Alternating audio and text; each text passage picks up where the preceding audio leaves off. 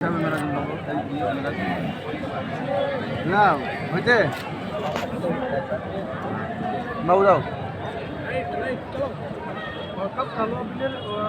যে প্রতিবাদ সভা, সেই প্রতিবাদ সভা থেকে কখনো মোদী কখনো অমিত শাহ, পাশাপাশি শুভেন্দু সুকান্ত সকলকেই তুলে ধরতে হবে। মূলত এই প্রতিবাদ থেকে কী বোঝাতে চাইছেন এবং কী চাইছেন? বিসমিল্লাহির রহমানির রহিম। জমিয়তুল উলামা একটা স্বাধীনতা সংগ্রামী সংগঠন।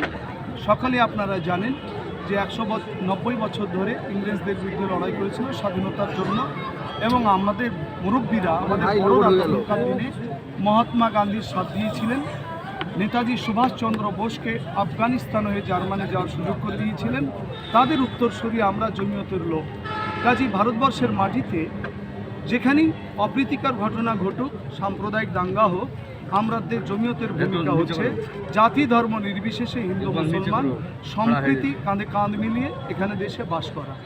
কাজেই আমরা চাইব হিন্দু ভাইদের যে সমস্ত মন্দির রয়েছে, খ্রিস্টান ভাইদের গির্জা রয়েছে, তারা তাদের মতন করে তাদের সম্পত্তির নিয়মে আইন কানুনে সংবিধান যা সুযোগ সুবিধা দিয়েছে সে অনুসারে তারা দেখাশোনা করুক। কিন্তু আমাদের সম্পত্তি অকাপ সম্পত্তি, অনলি ফর মুসলমানদের সম্পত্তি। কেন্দ্রীয় সেন্ট্রাল বোর্ডে 20 জন সদস্য, 20 জনই মুসলিম থাকবে। রাজ্য সেন্ট্রালে অকাপ বোর্ডে 12 জন সদস্য, 12 জনই মুসলিম থাকবে, এবং ট্রাইব্যুনালে মুসলিম থাকবে। কিন্তু মোদিজি এই আইনগুলি চেঞ্জ করে এখন বলতে চাইছে রাতারাতি কেউ যদি কোনো মসজিদ দাবি করে যে মসজিদটা আমাদের, তাহলে আর ট্রাইব্যুনালে না গিয়ে জেলার ডিএম যা রায় দিবেন সেটাই রায় হবে। আমরা মনে করি যে কোনো জেলার ডিএম বা জজের কাছে আমাদের এইটা যথেষ্ট নয়। আমাদের সম্পত্তির মালিকানা মসজিদ, মাদ্রাসা, মক্তব, খানকা, তবলিগ, জমিয়ত, ভারতবর্ষের মাটিতে আমরা 140 কোটি লোক বাস করি। কোনোদিন তো হিন্দু ভাইরা দাবি করেনি যে মসজিদের মেম্বার আমরা হব। মোদিজির কেমন স্বপ্ন জাগলো রাতারাতি, মনে হলো মুসলমানদের উন্নতি করতে হবে মনে করে অকাপ সংশোধনী বিল নিয়ে চলে আসলেন। আমরা তো বুঝতে পারবো, আমরা তো জানবো যে আমাদের কিসে মঙ্গল।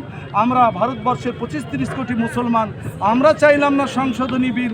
উনি রাতারাতি আমাদের রক্ষক হয়ে আমাদের ভালো আকাঙ্ক্ষা কামনা করে উনি সংশোধনী বিল নিয়ে আসছেন। যদি মুসলমানের উন্নতি করতে হয় তাহলে মুসলমানদের অন্যান্য ক্ষেত্রে রিজার্ভেশন দিতে পারে, ব্যাকওয়ার্ড কাস্ট হিসাবে রিজার্ভেশন দিতে পারে, আরও সম্প্রীতি মনা পরিবেশ তৈরি করতে পারে। আপনারা তো দেখলেন কদিন আগে বেলডাঙ্গা তো একটা সমস্যা হলো। আমরা আলেম ওলামা ইমাম সাহেবেরা সবাই ঝাঁপিয়ে পড়লাম যে কোনো রকম যেন দাঙ্গা না ছড়ায়। পশ্চিমবঙ্গ রাজ্য সরকারের প্রশাসনও শক্ত হাতে এবং মিত্রতার সঙ্গে দাঙ্গাটাকে নিয়ন্ত্রণ করলেন। কিন্তু সাম্ভালে বলুন তো উত্তরপ্রদেশে একই ঘটনা, সেখানে গুলি চললো, 6টা লোকের প্রাণ চলে গেল। তা কেন হবে? তাই আমাদের মনে হয়েছে যে মোদিজির নিয়াত ভালো নয় এবং অমিত শাহর নিয়াত ভালো নয়। এরা রাত্রে এক রকমের স্বপ্ন দেখে আর সকালবেলায় উঠে মুসলমানদের কি করে সার্বিক দিক দিয়ে ক্ষতি করা যায় তার প্ল্যান আটে। আমরা সচেতন, আমরা হিন্দু মুসলমান কাঁধে কাঁধ মিলিয়ে একদিকে সম্প্রীতি প্রতিষ্ঠিত করব, মসজিদ মন্দিরগুলো সুরক্ষিত থাক, চার্চগুলি তাদের মতন করে থাক, আমাদের মাদ্রাসা, মক্তব, খানকা, মসজিদ, তবলিগ এবং জমিয়তের সম্পত্তিও সঠিক থাক, এই কামনা করছি আমরা। সাহেব বলছি কি যে কিছুক্ষণ আগেই বক্তব্যের মধ্যে বললেন যে এই আইন প্রত্যাহার না করলে এখন মাথায় বেঁধে, হ্যাঁ, এটা আমাদের ইনশাল্লাহ ওই জাজবা রাখতেই হবে। কারণ পানি যদি সরিয়ে নেন, মনে মাছ তুমি আনন্দ করে ঘুরে বেড়াও, কিন্তু পানি দিব না। তো ভারতে মুসলমান তোমরা থাকো, জমি কেড়ে নিব তোমাদের, তো আমাদের মসজিদ, মাদ্রাসা, মক্তব থাকবে না। এই মুসলমানের বাঁচার না বাঁচার সমান, কাজী ডু আর ডায়ের মধ্যেই যেতে হবে। ওটা কিন্তু সংবিধানকে সামনে রেখে, এ নয় যে আমরা সকেট বানিয়ে মোদিজিকে দেখাতে যাব। আমরা সংবিধান দিয়ে লড়বো ইনশাআল্লাহ। আচ্ছা, আরেকটা প্রশ্ন করবো যে কিছুক্ষণ আগে বক্তব্যের মধ্যে এটাও বললেন যে বাংলাদেশের কিছু ব্যক্তি যারা, হ্যাঁ, ওটা খুব খারাপ লেগেছে। বাংলাদেশে যারা বক্তব্য, যেখানে যদি সংখ্যা লঘু, যারা ওখানে যারা সংখ্যায় কম, তারা যদি নিপীড়িত হয় তো অবশ্যই তার বিরুদ্ধে আমরা কথা বলেছি এবং বলেও যাব। এবং সেখানে 2-1 মৌলানা সাহেবের বক্তব্য আমাদের সোশ্যাল কানে এসেছে যে আমরা কলকাতা পর্যন্ত দখল করে নেব। অতই সহজ, ওখানে কয়েকটা মায়ানমারের লোকগুলি এসে লাঠি নিয়ে তাড়া করলে কিছু করতে পারে না। আমরা থুতু ফেললে পারি যে রাজ্যটা দেশটা ডুবে যাবে, তারা আমাদের দেশ কেড়ে নেবে, অত সহজ নয়। আর এখানকার মিডিয়াগুলি ওটা নিয়েই বসে আছে। মিডিয়াকে বলবো ফোকাস করুন, আগে শুভেন্দু অধিকারী কি বলতে চাইছেন, আপনার সুকান্ত মজুমদার কি বলতে চাইছেন, হ্যাঁ ওটাও করুন। আপনাদেরই দল হতে আমরা জানতে পারছি আমাদের দেশের বিরুদ্ধে বলেছে, কিন্তু আমাদের বার্তাটা পৌঁছে দেন।